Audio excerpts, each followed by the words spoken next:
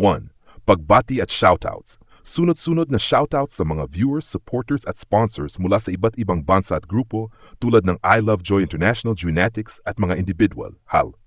Ted Cordero, Filipina Italia, Arlene at Renato Umbrero, Angelica Dominguez, Alma Sabido at marami pang iba. Maraming pasasalamat sa mga nanonood at tumutulong sa livestream. To do. Usapan tungkol kay Joy Diwata.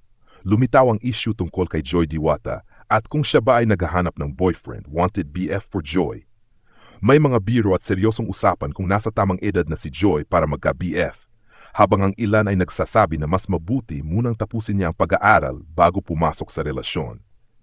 May mga naninira o naglalabas ng SS laban kay Joy, ngunit ipinagtatanggol siya ng kanyang mga supporters at sinasabing gawa-gawa lang iyon. 3.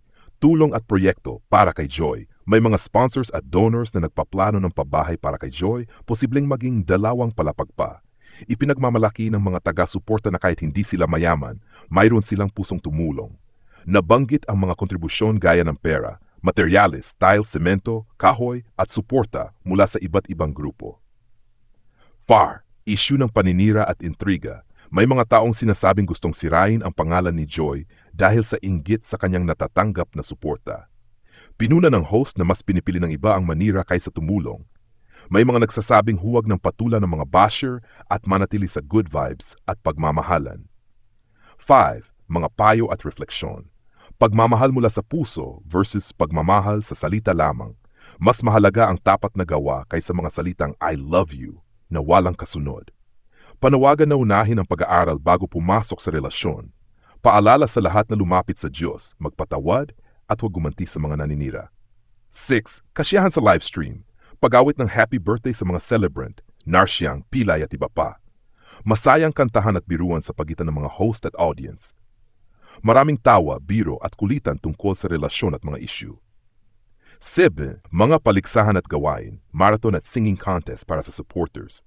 Premyo, 1,500 first, second at third, 500 para sa iba pang winners. Paalala na huwag mag-skip ng ads bilang suporta sa kanilang channel. 8. Pagwawakas. Pagkilala sa lahat ng supporters, sponsors at manonood mula sa iba't ibang bansa, Pilipinas, Italy, Qatar, Dubai, etc. Pagtatapos sa mensahe ng pagmamahalan, pagkakaisa, pasasalamat, at pananampalataya sa Diyos. Huling paalala, respetuhin ang mga nanonood at sumusuporta dahil kung wala sila, walang revenue at walang saysay ang lahat. 1.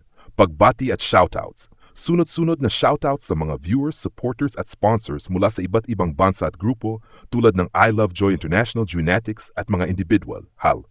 Ted Cordero, Filipina Italia, Arlene at Renato Umbrero, Angelica Dominguez, Alma Sabido at marami pang iba.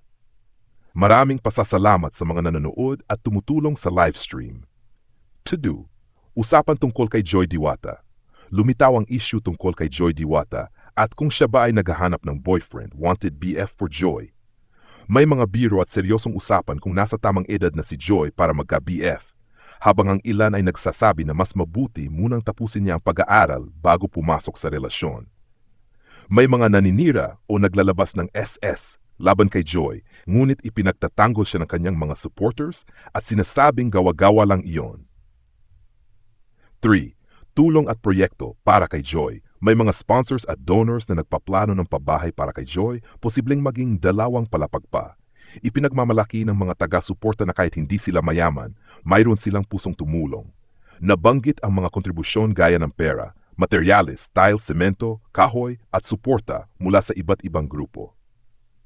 FAR, issue ng paninira at intriga. May mga taong sinasabing gustong sirain ang pangalan ni Joy dahil sa inggit sa kanyang natatanggap na suporta.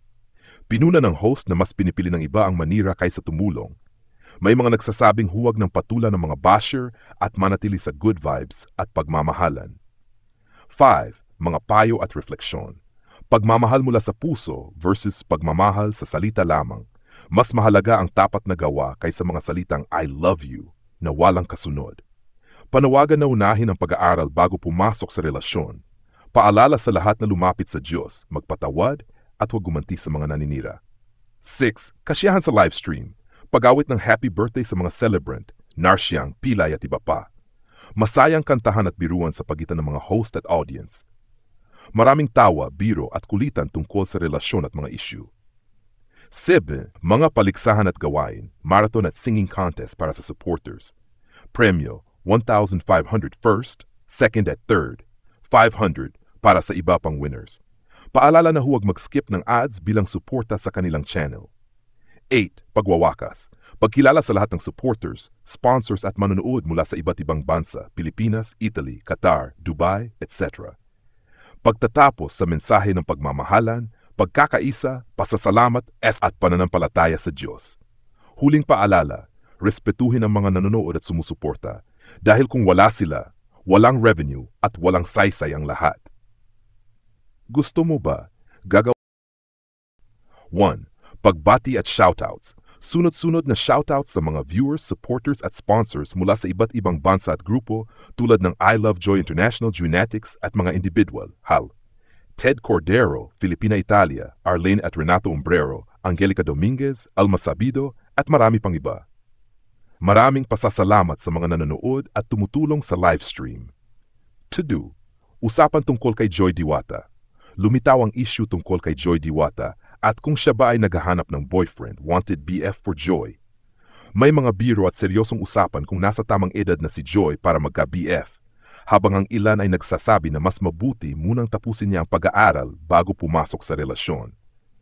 May mga naninira o naglalabas ng SS laban kay Joy, ngunit ipinagtatanggol siya ng kanyang mga supporters at sinasabing gawa-gawa lang iyon. 3.